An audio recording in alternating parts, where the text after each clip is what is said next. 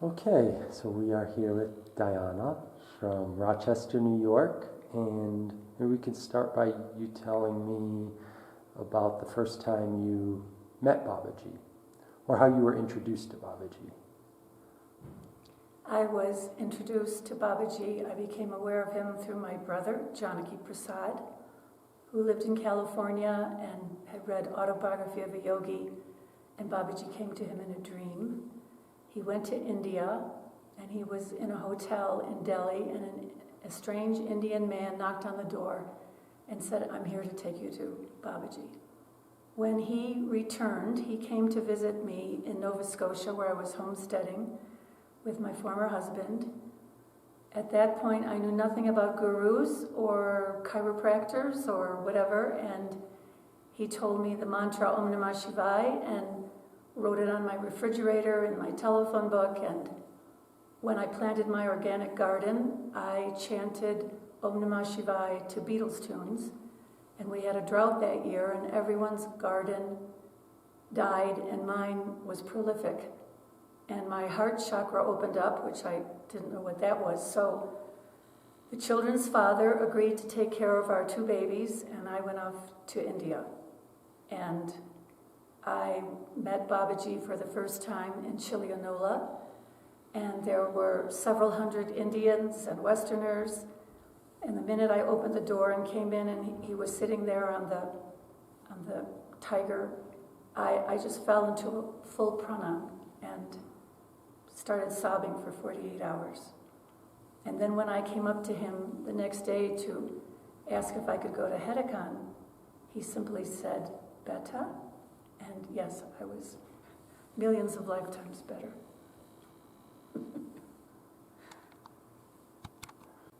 One of my first experiences with Babaji with just a few people around, I had crossed the riverbed at the Gautami Gange, and Babaji was sitting there, and I went up to Pranan, and I touched his feet just for a second, and he took his foot and he teasingly pulled on my sari to touch his feet again, which I did just for a second, and he pulled on my sari again. So this time I took a hold of his foot, and back in Nova Scotia I was learning foot reflexology, so I started feeling his foot like his liver, his kidney, and then it just hit me, oh my God, you are holding the feet of the Divine Lord. You don't have to worry about his organs. And as soon as I let go, a flash of light flew up my hands, and my head felt like a 500-watt light bulb, and it was Shakti. It was amazing.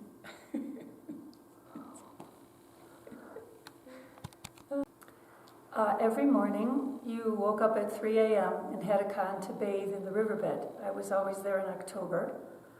And then there was a private Havan with Babaji, followed by Arti in the temple for everyone.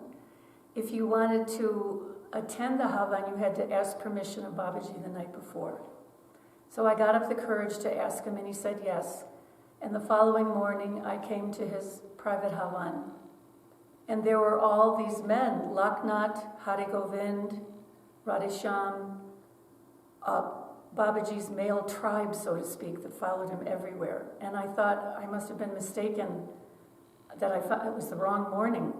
And Babaji directed one of the men to bring me back and sit down. And I realized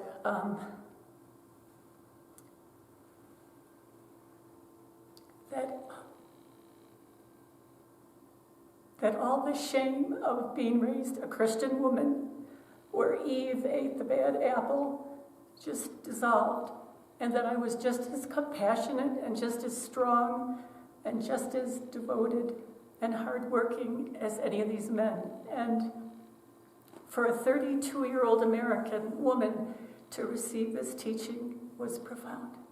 So, Bole Baba Ki Jai.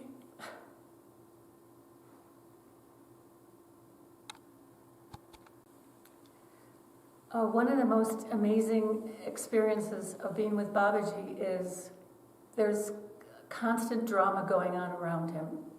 People vying for his attention, people offering things, him giving things away, music, children, laughter. It's just a beautiful chaos.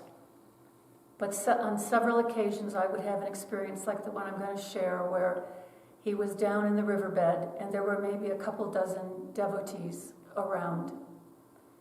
And there was all this chaos going on, and all of a sudden the sound disappeared.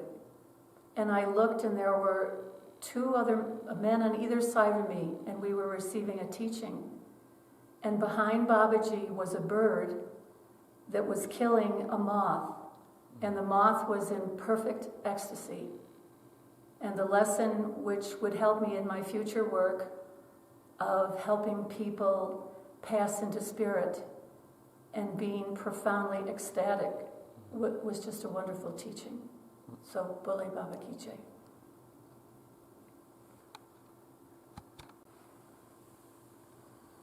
So my second visit to Babaji, I would ask him, where should I go? Because my marriage was dissolving in Nova Scotia. I had a 4 and a 5.5-year-old child. And he said, you go Hawaii, you go Hiraman Temple. So I packed up a couple suitcases and a couple boxes of the children's books, and I was heading to Hawaii with my last savings of maybe $2,000. And I prayed in Rochester, New York for a sign if this was the right thing to do, and that day before there was a double rainbow, which is a rarity in Rochester, New York.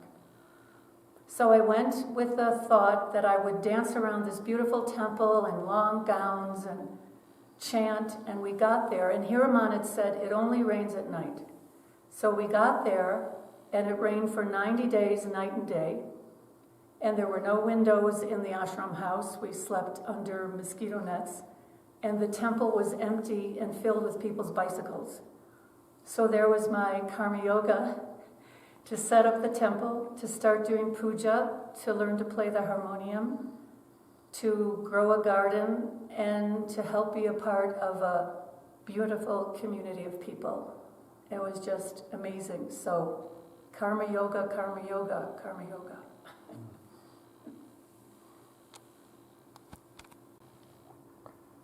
So, my last visit to India was by myself. And I came running up the riverbed with photographs of what we had accomplished at the ashram in Hawaii.